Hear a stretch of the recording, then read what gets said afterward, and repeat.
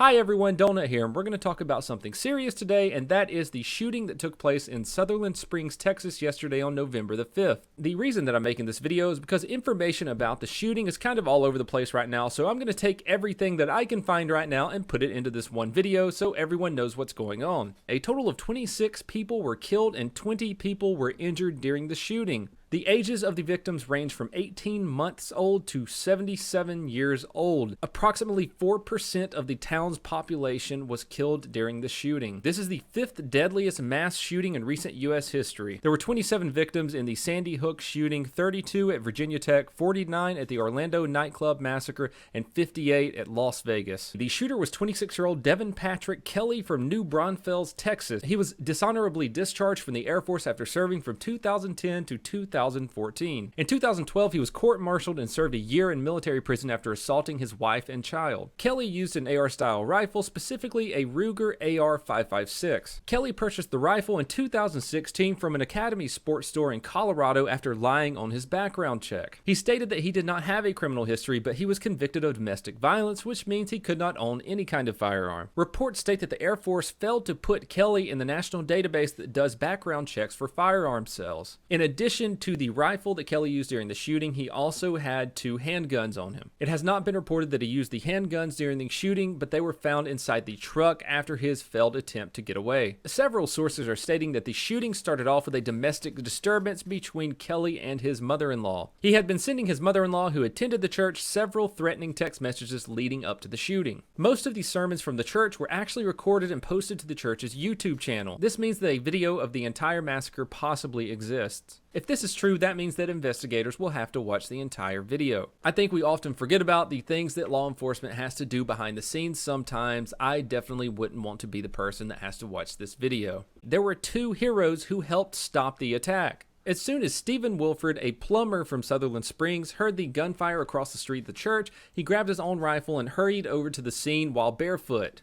Reports state that when Kelly exited the church, Wilford engaged him in a gunfight. Wilford, while under fire from Kelly, barefoot and not wearing protection, accurately returned fire, striking Kelly at least once. Kelly dropped his rifle, then jumped into his vehicle and attempted to flee.